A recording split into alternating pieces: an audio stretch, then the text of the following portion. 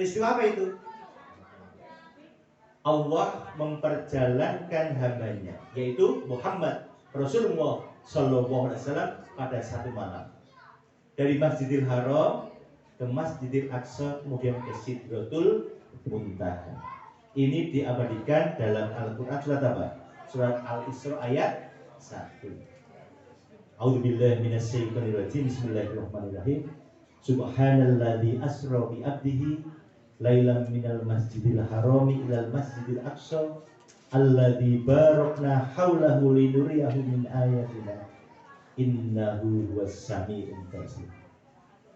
Maha suci Allah yang telah memperjalankan hambanya yaitu Muhammad pada suatu malam dari Masjidil Haram maka ke Masjidil Aqsa Palestina, di mana Allah memberkahi di sekeliling antara Masjidil Haram dan Masjidil Aqsa. Alladzi barakna haulahu linuriyahu min ayatina. Kemudian Allah memperlihatkan sebagian dari tanda-tanda kebesaran Allah. Innahu huwas samiul basir. Sesungguhnya Allah itu maha sami, mendengar, dan maha melihat.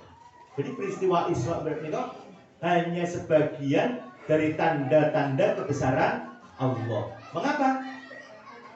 Kalau kita bukan orang yang beriman, tentu tidak percaya. Sebab kejadian tersebut hanya satu malam. Padahal jarak antara Makkah sampai Masjidil Aqsa Palestina itu 1.500 km. Kalau ditempuh darat dengan unta 40 hari. Apalagi Rasulullah ngaku naik ke Sidratul Muntaha. Bagi orang yang tidak beriman tidak percaya. Tetapi kita umat Muhammad percaya. Bagi Allah itu urusan yang sangat mudah. Jadi pada malam itu Rasulullah berdiri di Hijr Ismail dekat Ka'bah. Tiba-tiba didatangi malaikat Jibril, kemudian ada buruk. Buruk itu sebesar keledai, tapi tidak sampai seperti kuda ya. Bigel.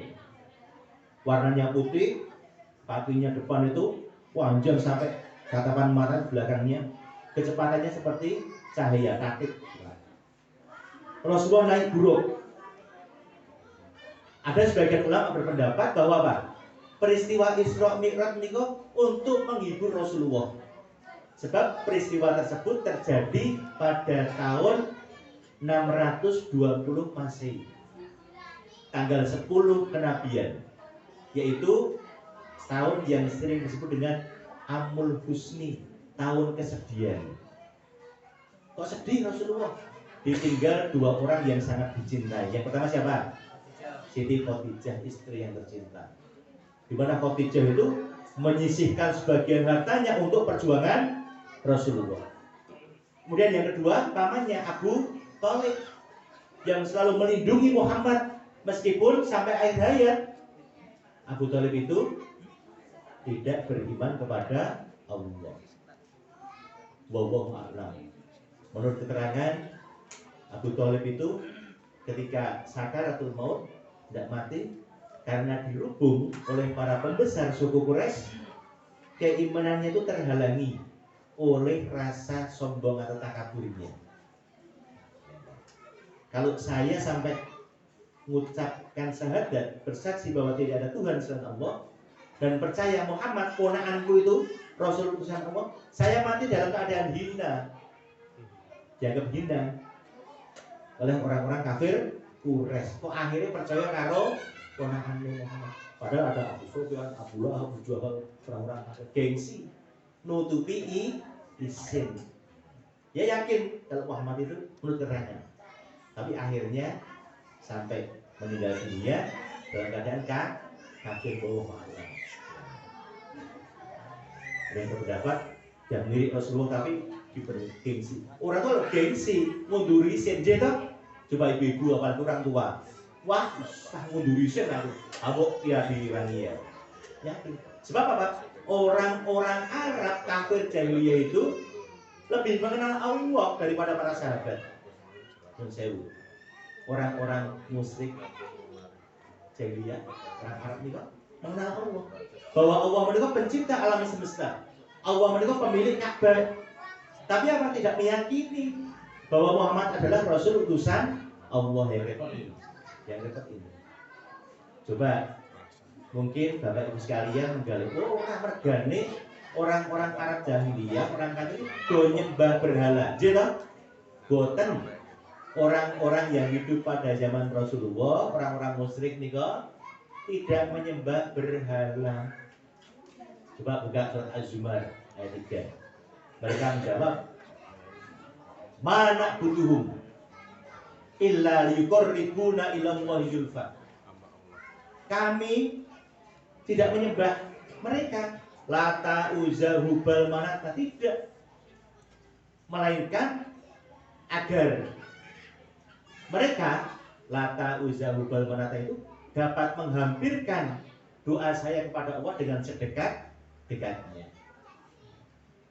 Jadi orang-orang musyrik yang hidup pada zaman Rasulullah dikatakan menyembah berhala itu tidak menyembah berhala, sebab mereka berdoa mohon kepada Allah, tapi di hadapan berhala.